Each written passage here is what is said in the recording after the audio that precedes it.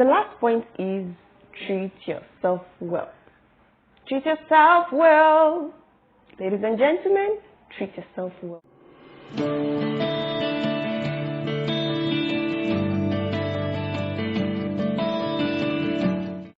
Hello guys, so I put together a few points on how to maintain a happy mind. Without taking your time, let's go into it. So today, here are my points or my thoughts on happiness. How do we maintain happiness? Number 1 point, please drop your worries. Anxieties, worries, if you keep thinking about them, it's not going to solve those problems. We keep hearing of different bad news nowadays. To be thinking about it and stressing ourselves about it is not going to solve anything.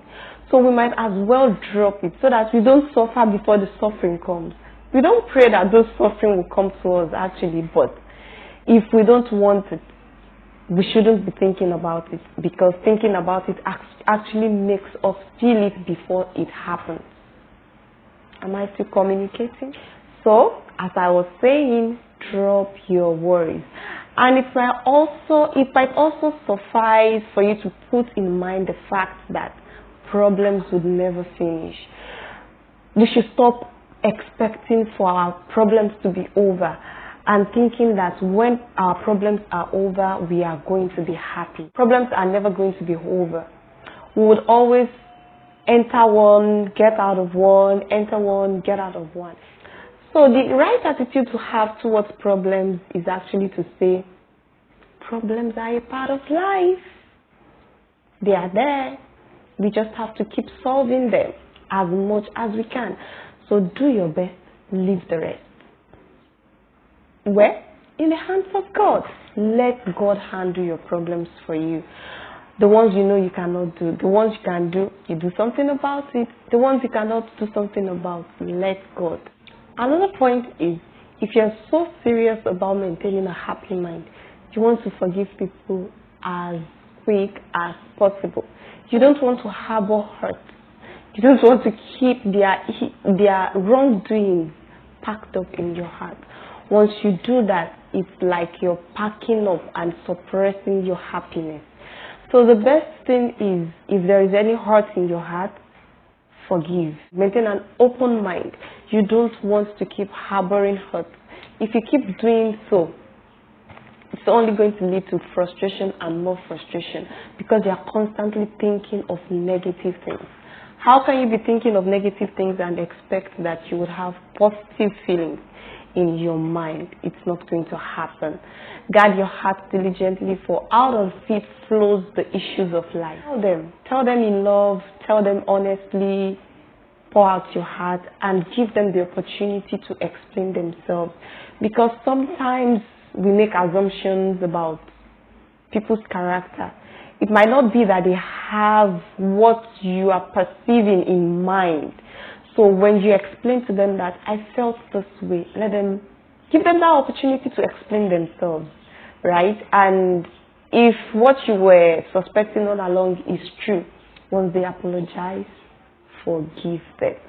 One of those people that would never accept that they are wrong, forgive them nevertheless. It's about you. It's not about them. It's about saying, I'm not going to allow this thing to clog up my happiness, because I care about myself so much. So forgiving somebody is doing you a favor. It's the releasing of tension. It's not like you are condoning what they did to you. It's like you're saying, I value my mental health. I already dropped a hint of this next point in the previous point. Contentment. Human wants is actually insatiable.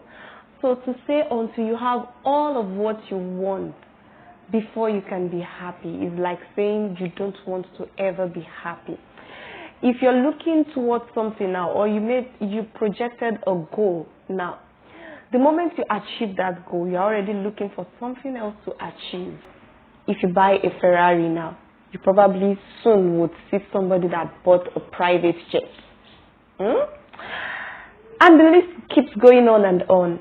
So if you attach your happiness to the things of this world, you are not going to be happy. So regardless of where you are, be happy. Be contented with what you have. Only move forward towards whatever you want, but don't let having or not having determine your happiness. Contentment says that even though I might be moving towards this goal, I am happy. Regardless of it, whether I achieve a particular goal or not, I am happy.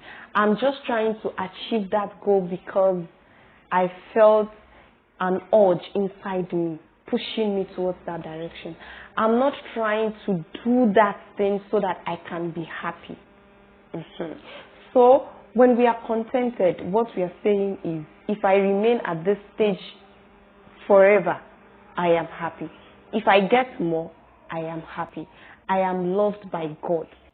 Yeah, the next point, be your true self. Live from the inside outward. Don't try to live from the outside inward. Please be yourself. Why would you want to be another person? Okay, because of whatever fame you feel they have and you don't have, so you consider them to have an advantage over you.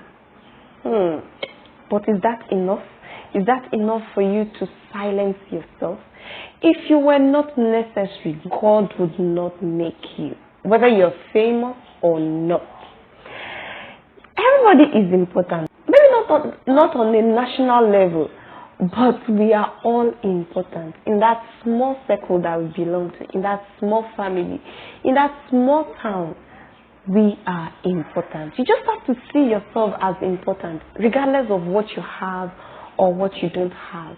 Love yourself regardless of what you have or don't have. Accept yourself despite your fault, despite your incompetences, right? We can keep moving forward, but we cannot judge ourselves by what we have today, right? Or what we are able to achieve. All we can do is to keep moving towards what we want. So it is not doing us any good to feel because somebody has a success, you have to suppress who you are and try to become them. For me, it's not worth it. Be yourself. Respect whoever is there, out there, that has that achievement that you feel is significant. But nevertheless, never ever give up on yourself. Never ever tip your hat. Invest in yourself and build yourself up. Don't always compare yourself with other people, so much so that you try to become them and suppress who you are. No matter where you are, whatever you do, remain true to yourself. Live out who you are. Believe that you are important. Do not allow what you have or don't have determine how you are going to treat yourself against other people. Value yourself and see value in yourself enough. The last point is treat yourself well. Treat yourself well. Ladies and gentlemen, treat yourself well. To treat yourself well is to invest in yourself positive feelings. And to treat yourself in a bad way is to invest negative feelings in yourself. So you want to be conscious of how you carry yourself, how you talk about yourself, how you talk to yourself about yourself. You don't want to talk to yourself in a negative way. Because if you do so, you're going to feel tormented. Because you are actually pouring in your memory wrong feelings as you talk wrongly about yourself. There is a Yoruba adage that says that "Ohun tí ẹyẹ bá jẹ lẹyẹ máa gbé fò." The meaning is this: it says that whatever a bird eats is what would give it energy to fly. So whatever you put into yourself, whatever you say to yourself, however way you carry yourself, is getting recorded in your mind. Your subconscious mind is taking it in. And as it is taking it in, you are always with yourself. So if you keep treating yourself in a bad way, don't be surprised. You cannot be happy. You cannot have that clear mind. You cannot have that peaceful mind because your own treatment of yourself is always going to keep tormenting you. So that's where I'll be stopping for today. Please join me next time. Bye-bye.